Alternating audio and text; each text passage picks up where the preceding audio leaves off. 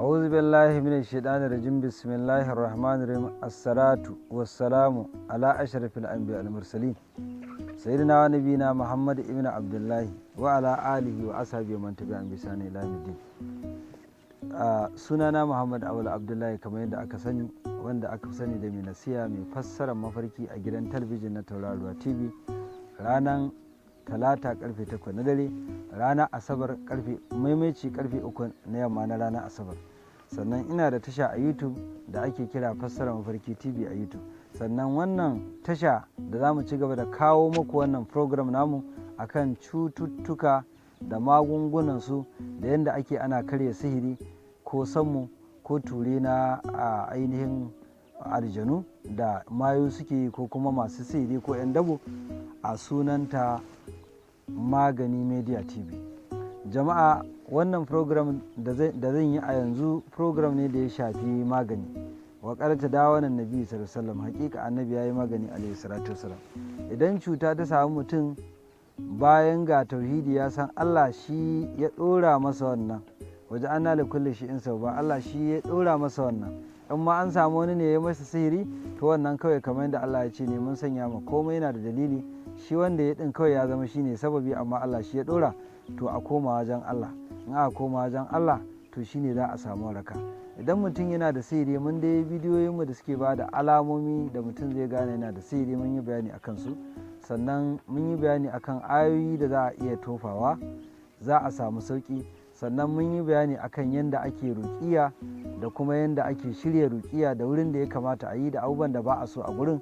Sannan mun yi bayani akan ayoyi da surori da za a karanta, aljanu za su yi magana, kuma mun ba da sirrin da ya sa aljanu suke yin magana. Sannan yanzu bayanin da za mu yi akan magungunan da suke a hannunmu. Magungunan da suke a hannunmu za mu yi bayani a kansu a takaice.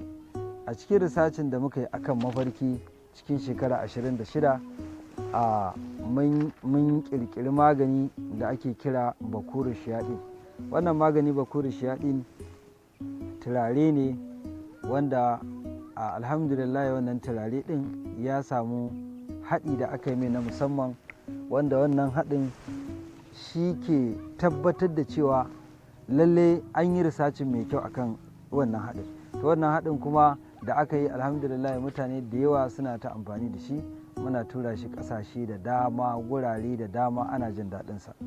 Duba da yawan neman shi da ake yi ya ƙare, ku yi haƙuri, shi yasa ba za mu nuna hotonsa ba, sai dai mai yiwuwa ƙila idan mutum yana bin channel ɗinmu akwai bidiyon da muka yi mun ɗan nuna magunguna da sauran abubuwan da ya dace a iya gani na magungunan da za mu bayani a kansu. Sannan magani na biyu akwai 5 liter da muke da shi, magani na 5 liter wanda yake mazubi na lita mai watan jarka mai lita 5, wanda yake shi ma dafaffen magani ne na ruwa wanda ake shansa domin karya sihiri ko sammu, kuma yana maganin kasala.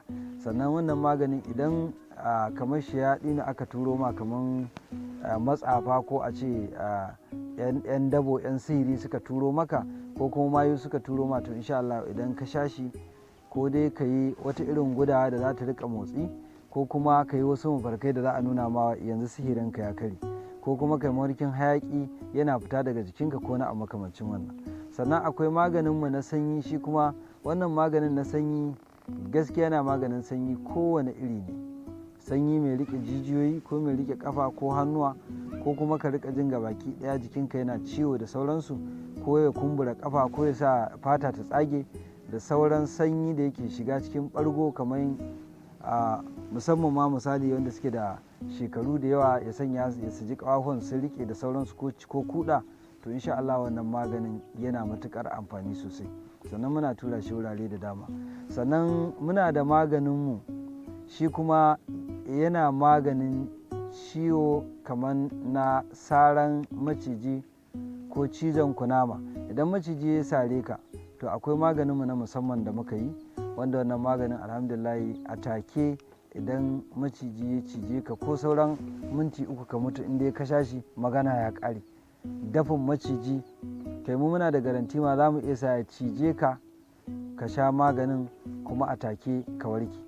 sannan muna da maganinmu na haihuwa wanda muke bayarwa. Mutane wanda suka san mu suka san mu su wane ne, muna ba da wannan magunguna din, suna jin daɗin haka kuma sun san gaskiya ne. Mun ba da gurare da dama. Idan mace tana yin al'ada za mu ba ta maganin nan, amma in ba ta al'ada ba za mu ba ta ba, amma in dai tana al'ada insha Allah za ta haihu. Wannan maganin ba ma haɗa shi sai wanda ya zo nema ya ce baya haihuwa, an je ma an gwada asibiti an ce bai da ƙwayoyin halitta bai da wane ne. Ai haihuwa ta Allah ce, shi yasa Allah ya ce za mu iya ba wani maza, za mu iya ba wani mata, za mu iya haɗa mashi maza da mata, wai ji alliman shawo a kima. In mun ga dama kuma wani mu sa shi watan ya zamanto kwata-kwata a kiman ne baya haihuwa, wanda baya haihuwa. Saboda haka a takaice in Allah maɗaukin sarki ya ga dama sai ya canza ƙaddararsa. Allah ba abin da ba yi, saboda yamhullahu ma sha'u wa yusabbiru indahu ilmul kitab. Allah yakan share wata ƙaddara ya tabbatar da wata, saboda ilimin lauhin mahfuz yana hannunsa jama'a. Ko an je an gwada ka asibiti an tabbatar baka da ƙwayayen haihuwa, to lalle haƙiƙa wannan magani namu idan aka yi amfani da shi Allah zai iya canza wannan ƙaddara ka haihu. Da yawa mun ga irin wannan. Allah ba abin da ba yi.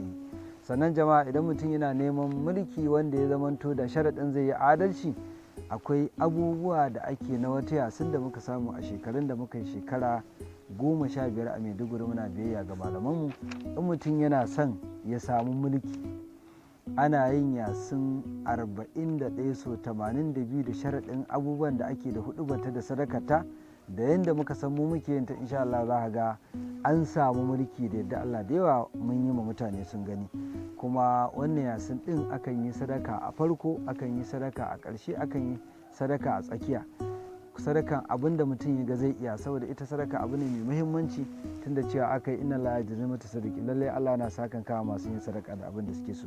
To jama'a dai abin da ya danganci magunguna ko wasu abubuwa na addu'o'i ko sokokin Qur'ani duk muna yin wannan, matuƙar bai watan shafi matsala tsakanin shi da shari'a ba. Amma abin da ya danganci mugunta ko buga ƙasa ko duba wannan duk ba ma yin wannan, ba hanyar mu bane. Amma abin da ya danganci magunguna, cuta ta kama ka ko kana buƙatar kasuwar ka ta lalace, an dame ka da sirce-sirce, insha Allah in ka ɗau lambobin mu za mu yi maka bayani a ko ina kake, a kowace ƙasa kake. Kuma muna program a gidan talabijin na Tauraruwa TV. Jama'a sun shaida haka, mutane da yawa sun nemi abu a hannunmu kuma sihirinsu ya kare. Sunana Muhammad Awal Abdullahi, kamar yadda aka sani, wanda aka fi sani da mai nasiha, mai fassara mafarki a gidan talabijin na Tauraruwa TV.